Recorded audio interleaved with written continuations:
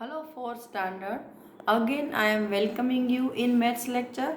In previous lecture, lecture number 9, we have discussed one sums over there, right? This is our 10th lecture. Again, I am going to teach you some more sums, okay? Look at this. In previous lecture, we have discussed about this marathon race, right? And in 10 rounds of stadium track, we will run days kilometer. This one was our last sum. Now we are going to see one more sum over there. So, if you run a marathon on a stadium track, मतलब ये पूछ रहे हैं, बोल रहे हैं कि ऐसे तो स्टेडियम के ट्रैक पर we can't run the marathon, but guess if you are going to run marathon on stadium track then you will have to complete dash round.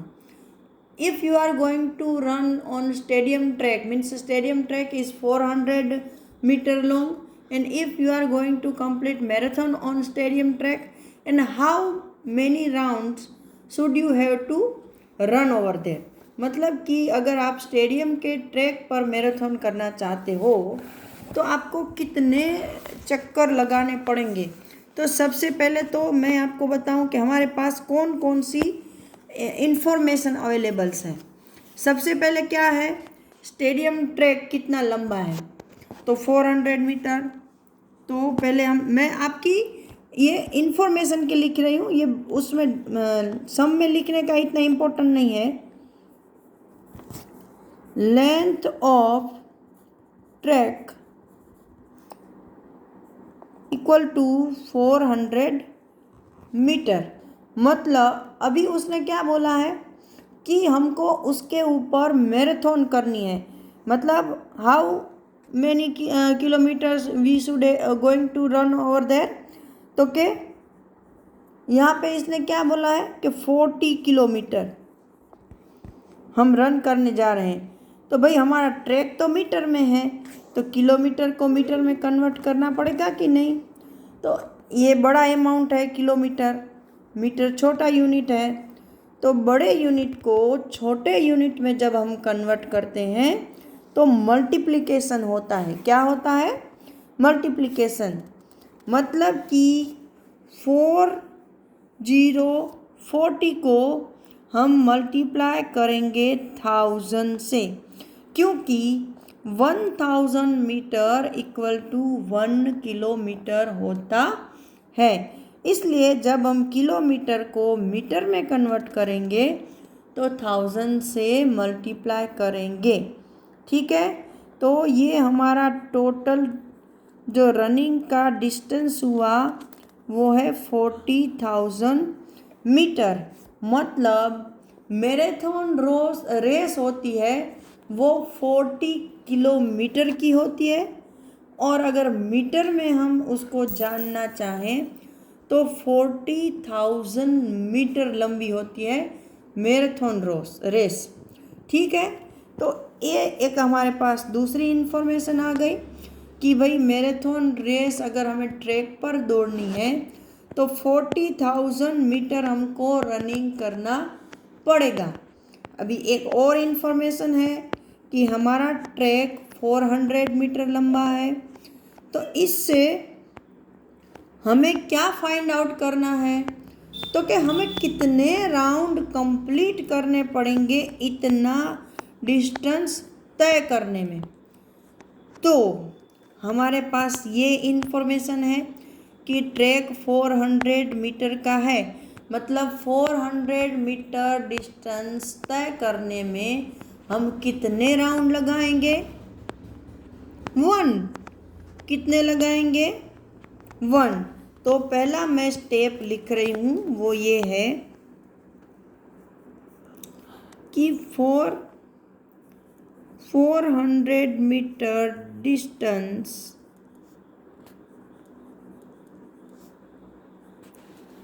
we complete 1 round, right. हम अगर 400 metre distance को complete करना है तो एक round complete करना पड़ेगा track का। लेकिन भाई हमको तो मैराथन करनी है, तो हमें कितना डिस्टेंस तय करना है? 40,000। सो फॉर 40,000 डिस्टेंस, चलो वही लिख देती हूँ, we have to complete question mark rounds. ठीक है, ये हो गया हमारा स्टेप। जैसे मैंने सिखाया था कि हमारे पास कौन सी इंफॉर्मेशन अवेलेबल है वो जान के रखो, और हमें क्या ढूंढना है। तो हमें यहाँ पे क्या ढूंढना था? तो के राउंड, कितने राउंड लगाने पड़ेंगे, किसके लिए? तो के मैराथन के लिए। मैराथन कितनी होती है? तो के 40 किलोमीटर। 40 किलोमीटर मतलब 40,000 किलोमीटर। तो 40,000 किलोमीटर के लिए हमें कितने राउंड लगाने पड़ेंगे? तो कितने राउंड, वो हमारा क्वेश्चन है। तो वो अधूरी इन्फॉर्मेशन है जिसका आंसर हमें चाहिए। तो जिसका आंसर हमें चाहिए वो हम दूसरे स्टेप में लिखते हैं। और फर्स्ट स्टेप में आती है हमारी complete information according to this, कि ये है कि यहाँ पे मीटर है, तो हमारे पास भी एक यूनिट है। 400 मीटर के लिए हम 1 राउंड कंप्लीट करते हैं, तो वो यहाँ पे लिख दो कि 400 मीटर के लिए 1 राउंड, तो 40,000 मीटर के लिए कितने राउंड। अभी हमारा वही सिंपल स्टेप शुरू होता है। ये 40,000 को यहाँ 1 के साथ मल्टीप्लाई करेंगे, तो इक्वल टू करके 40,000 मल्टीप्लाई बाय 1, और इसके डिवीज़न में जाएगा ये 400 मीटर। ठीक है, तो मैंने आपको बताया था कि भाई जीरो जितने निकल सकते हैं वो निकालेंगे। 40,000 1 जार 40,000, और नीचे 400, अभी एक जीरो कट, दूसरा जीरो कट, ये हो गया। अभी ऊपर क्या बचा? तो के 400, और नीचे क्या है? 4। तो इसको भी हम सिंपल फॉर्म में कन्वर्ट करेंगे कि 100 मल्टीप्लाई बाय 400 होता है कि नहीं होता है। ये बहुत आपको थोड़ा डिफ़िकल्ट लग रहा है, मुझे ऐसा लग रहा है कि आपको डिफ़िकल्ट लगेगा, लेकिन जब तक आपको ये कॉमन चीज़ें सीखनी है तब तक ये थोड़ा डिफ़िकल्ट लगेगा। लेकिन जैसे जैसे सीखते जाओगे, प्रैक्टिस करते जाओगे, आपको ये चीज़ें आसान लगेंगी। तो देखो, हम 100 को जब 4 से मल्टीप्लाई करते हैं तो 400 होता है। जैसे यहाँ पर मैं एक सिंपल चीज़ दिखा देती हूँ इसके लिए, कि अगर 1 4 जा क्या होता है? 4 होता है, वो आपको पता है। तो 100 4 जा क्या होगा? 100। ये 1 4 जा 4, और पीछे 2 जीरो लगा दिए तो 400, और नीचे क्या है? सिर्फ 4। तो ये 4 और ये 4 कट हो गया, तो कितना बचा? तो के 100। तो ये हमारा आंसर होगा कि 40,000 मीटर distance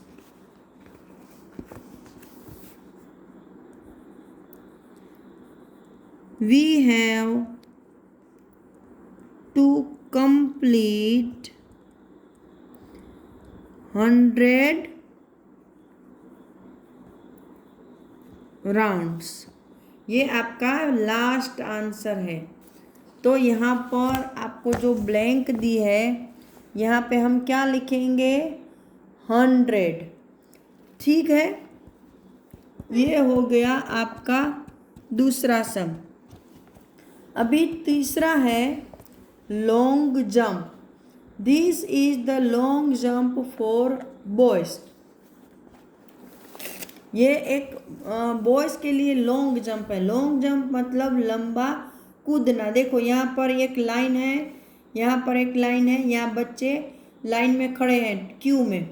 सबसे पहला बच्चा है वो यहाँ से एक लंबी फलांग मारता है, जंप करता है, और जितनी दूर तक वो जंप करता है फिर उस डिस्टेंस को मेज़र टेप से मेज़र किया जाता है और उसने कितना डिस्टेंस ये जंप किया है यहाँ से यहाँ तक।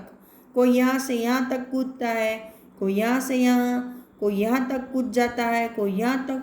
तो ये जो डिस्टेंस है उसको लॉन्ग जंप बोलते हैं। क्या बोलते हैं? Long jump. और ऐसी ही एक जंप होती है जो कि हाई जंप है। उसमें क्या होता है कि पहले छोटे छोटे ऑब्स्टेक्स इधर रखे जाते हैं बच्चों के बीच में। जैसे पहले यहाँ छोटी सी बेंच रख दी तो बच्चा उसको ऊपर कूद के जाएगा, फिर उसके ऊपर एक और कुछ चीज़ रख दी तो वो एक और थोड़ा ऊंचे कूदेगा, फिर वो थोड़ा ऊंचा कुछ रख दिया। ऐसे ऐसे बच्चे को यहाँ ऊपर वर्टिकल है ना, उसको जंप लगानी है। ये हॉरिजॉन्टल जंप थी, वो वर्टिकल है ऊपर की तरफ। आप मेरी बात समझ रहे हो? जैसे हम लोग घर में करते हैं ना कि पहले एक भाई होता है या कोई फ्रेंड होता है, वो नीचे लेटा हुआ होता है, फिर हम उसके ऊपर से कूदते हैं, फिर वो अपने घुटनों और दो हाथों को मोड़ के खड़ा रहता है, फिर हम उसको ऊपर से कूदते हैं, फिर वो अपने हाथ और पैरों को सीधा करके बेंड होके खड़ा होता है, फिर हम कूदते हैं, फिर वो थोड़ा और ऊंचा बेंड होके खड़ा रहता है, फिर हम कूदते हैं। तो ये इसको लॉन्ग जंप नहीं बोलते, उसको हाई जंप बोलते हैं। क्या बोलते हैं? High jump. तो ये है लॉन्ग जंप और हाई जंप। नेक्स्ट लेक्चर में हम ये लॉन्ग जंप वाला जो सम है वो सीखेंगे। ठीक है, तब तक के लिए हैव अ नाइस डे।